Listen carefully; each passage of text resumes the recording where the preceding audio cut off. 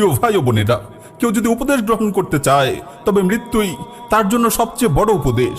এটি আখিরাতের অনন্ত জীবনের প্রথম ধাপ।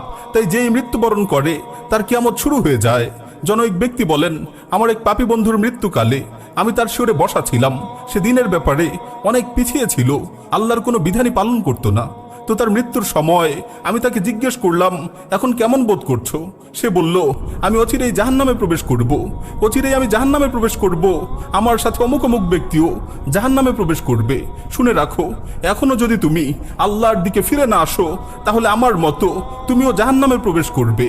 ولدتك أمك يا ابن آدم باكيا والناس حولك يضحكون سرورا فاعمل لنفسك أن تكون إذا بكوا في يوم موتك ضاحكا مسرورا।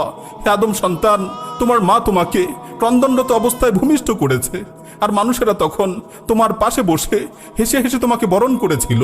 সুতরাং এমন এক পুণ্যময় জীবন তুমি গঠন করো যে মৃত্যুর সময় তুমি হেসে হেসে এই পৃথিবী থেকে বিদায় নিবে, আর মানুষেরা তোমার পাশে বসে ক্রন্দন করতে থাকবে।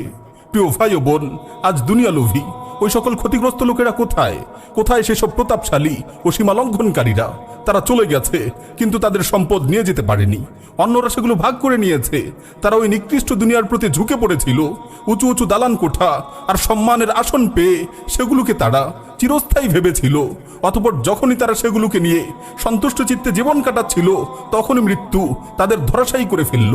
কত জালিম বহুকাল ধরে জুলুম করেছে, সীমা লঙ্ঘন করেছে, নিজ পরিবার পাড়া প্রতিবেশীর কোনো খোঁজ খবর নেয়নি। অবশেষে মৃত্যু এসে তার সকল পাওনা চুকিয়ে দিয়েছে। কোথায় সেই দৃঢ় সংকল্পের অধিকারী মানুষগুলো? মৃত্যু তার আশা আকাঙ্ক্ষা ও সকল দৃঢ় সংকল্পকে ছিন্ন ভিন্ন করে দিয়েছে, এমনকি তার দেহ থেকে সামান্য কাপড়ের টুকরো খুলে নিয়েছে।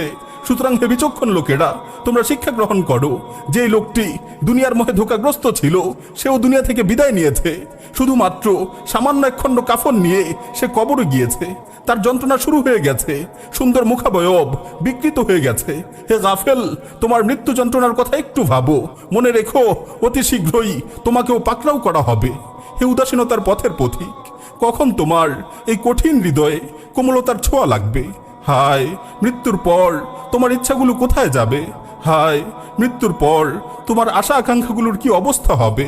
হে অজ্ঞতায় সন্তুষ্ট হয়ে থাকা নির্বোধ, কখন তুমি দুনিয়াকে আখিরাতের বিনিময়ে বিক্রি করে দেবে? আল্লাহ তার প্রতি রহম করুন যে সতর্ক হয়েছে এবং প্রস্তুতি নিয়েছে।